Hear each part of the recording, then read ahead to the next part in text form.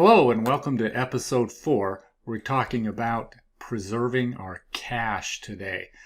In times like these, it's really important that we preserve all the cash we have, and we're going to talk about some specific ways to reduce our spending, control our spending, and also generate some additional cash. So in all of these things, you'll notice one common theme is we need to communicate really well. We need to communicate with our customers, and we need to communicate with our vendors. Those are key at this point in time. We want to be top of mind with our customers so that they look to us as a leader in this time and know that we are there to help them and to service them. And we need to communicate with our vendors to make sure that we negotiate and work the best deals we can as far as preserving our cash. So first, let's talk about things we can do to not spend additional cash that we don't need to. So number one, we want to avoid getting into any more debt. So specifically, we want to avoid all credit card debt. Getting into credit cards, racking up credit card debt, that is not a good thing. That will just dig you a hole that's deeper to get out of. Much better for us to control our spending, reduce our expenses, and find other ways to get that down. So avoid any debt, but specifically credit card debt.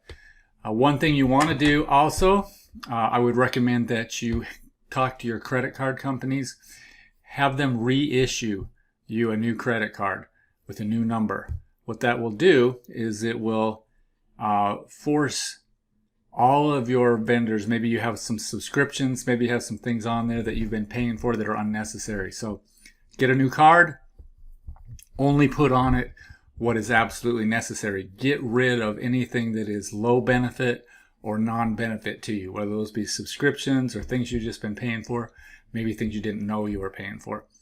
Well, that's one way to stop that spending until you make a conscious decision to start it up. Okay? Negotiate with your vendors. You can negotiate different payment terms, different payment amounts. You can postpone expenses. Maybe like some mortgage companies are actually allowing people to skip a payment. You may be able to negotiate things like that. So encourage you to do that to the best of your ability. We also would encourage you to postpone any purchases. If you are thinking about buying equipment, buying a vehicle, now is not the time to do that. So put those kinds of things on hold. Keep as much cash as you can. Okay. On the other side of the coin, we want to create more cash. Some things we can do to do that. Obviously, collecting aggressively on what is in your accounts receivable is a good thing to do. We need to be innovative at a time like this. That's one thing that will come out of a time like this is a lot of innovation, a lot of new ways, and you need to look at how you can repackage, repurpose, and reinvent yourself and the things that you offer. So there are a lot of ways you can do that. I'll give you some ideas. I'm aware of a photographer. They do events, and right now there's no events. So rather than sit around and figure out or to not figure out what to do, he had an idea and he looked up his customers, contacted them all, communication again, and said, hey, we've got pictures that we took of you last year. How would you like to have a life history put on the back of those pictures? We have a micro printer. We can put a very small print. And he found ways to repackage work that he'd already done in new and exciting ways for his customers. So that is one good idea. Another thing you can do is pre-sell.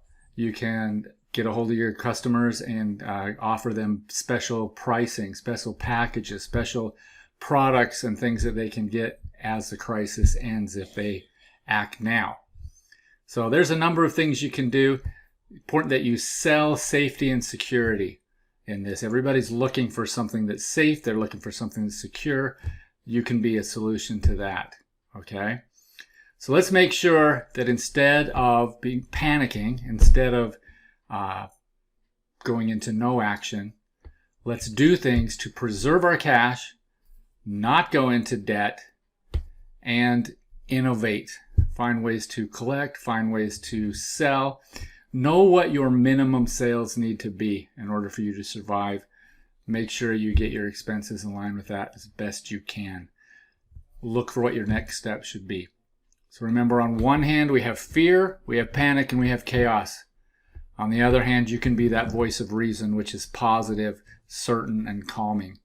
So be that for your customers, talk that way to your vendors, and you'll get through this and preserve your cash. Thanks, and have a great day.